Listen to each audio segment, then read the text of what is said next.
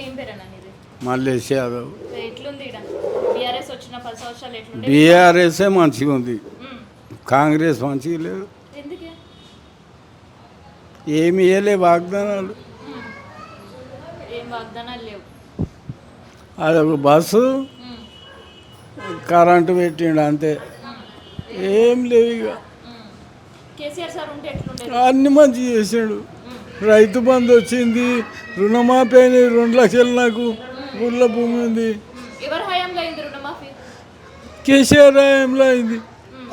2 లక్షలు రుణమాఫీ అయింది. ఉమ్. ఈయన ఏం చేస్తున్నాడు? ఉమ్. మా లక్ష్యం అనే లేదు, రైతు బంధు అనే లేదు, ఏమీ లేదు. రుణమాఫీ లేదు. బాధ అవుతుందా అసలు? ఎవరికి వేస్తావన్నా మరి సార్? టీఆర్ఎస్కి వస్తాను నేను. కేసీఆర్ సార్ మళ్ళీ రావాలా? రావాలి, పక్క రావాలి.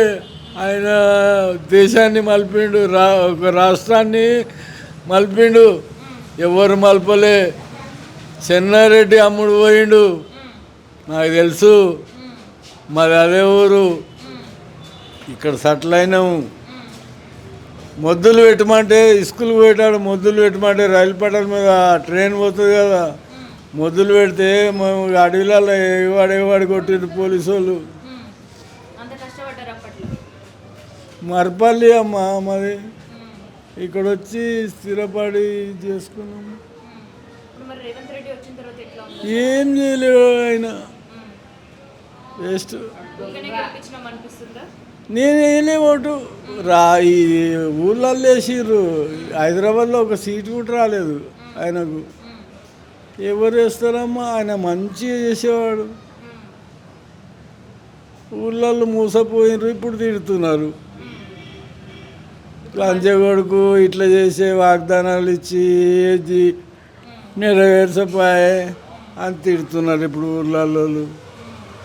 కేసీఆర్ సార్ ఉంటే ఇప్పుడు ఎట్లుంటుండే? మంచిగా ఉంటుండే. పరిస్థితి ఉండేదానా? కేసీఆర్ సార్ ఉంటే ఇప్పుడు ఎట్లుంటుండే? బాగా చెప్తా, నేను తిరుగుతుంటే ఎంట తిరిగినా ప్రతి మీటింగ్లో గోపీనాథ్ ఎంట తిరిగినా, నేను కేటీఆర్ ఎంట తిరిగినా, కేసీఆర్ ఎంట తిరగలేనమ్మా. పెద్ద ఆయన కదా, ఉన్న మాట చెప్తా.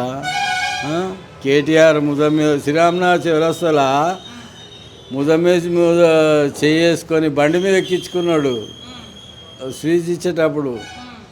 ఇగో మల్లేష్ యాదవ్ చూడండి అని. అంత అభిమానం ఉండే. వీళ్ళు వచ్చిన తర్వాత ఎట్లుందన్న రాష్ట్రం? బాగాలేదు, ఫుల్ చెప్తున్నా. మీరు ఎవరికైనా చెప్పండి, మీరు ఏ పార్టీ నాకు తెలియదు. మేము ఏ పార్టీ కాదు, మేము మీడియా వాళ్ళం. బాగలేదు. కాంగ్రెస్ పాలన ఇప్పుడు నెక్స్ట్ వచ్చేది కేసీఆరే, ఖచ్చితంగా చెప్తున్నా, బిట్టేసి చెప్తున్నా. కేసీఆర్ బరబ్బరి. మళ్ళీ రాష్ట్రం మంచిగా అవుతుంది. ఈ రోడ్ వేస్తామన్నారు, ఆఫ్ చేసిరు మళ్ళా. ఈ రోడ్డు లైన్ చక్కగా లేదు, రోజు వంగుతుంది. ఫోన్ చేస్తే పట్టించుకోరు, ఆన్లైన్ ఫారంకి వస్తారు. నీళ్ళు కారుతున్నాయి డ్రైనేజ్ వంగి. రేవంత్ రెడ్డి గురించి చెప్పండి ఒక మాటలు, ఏం చెప్తామన్నా? ఏం చెప్పాలమ్మా ఆయన గురించి? పెయింటర్ ఆయన, ఫస్ట్ పెయింట్ వేసుకునేవాడు రేవంత్ రెడ్డి. నాకు తెలుసు కదా, నాది 61 సంవత్సరం, అన్నీ తెలుసు. పెయింట్ వేసుకునేవాడు, తెలుగుదేశంలో ఉండే. చంద్రబాబు ఎలా కొట్టిండు, కాంగ్రెస్లో వచ్చిండు, వెళ్ళాడిండు, గెలిచిండు. 2000 ఇచ్చేటోళ్ళకు 4000 ఇస్తా అన్నాడు. పింఛన్లు ఏడిచ్చిండు, ఇయ్యలే.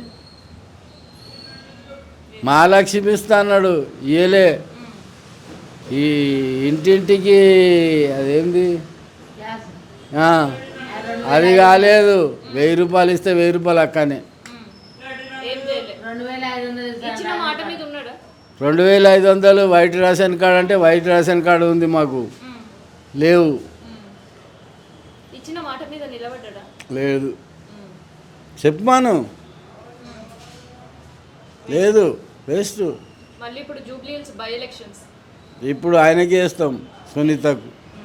గోపీనాథ్ గారి భార్య. అవు. బీఆర్ఎస్ పార్టీ ఒక మహిళకి టికెట్ ఇవ్వడం ఎట్లా అనిపించింది? ఇక అది నాకు అంత తెలియదు అమ్మ.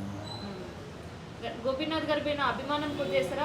అభిమానం ఆయన పనులు కూడా చేసినమ్మా. ఈ రోడ్డు ముందు ఆయన వేసాడు.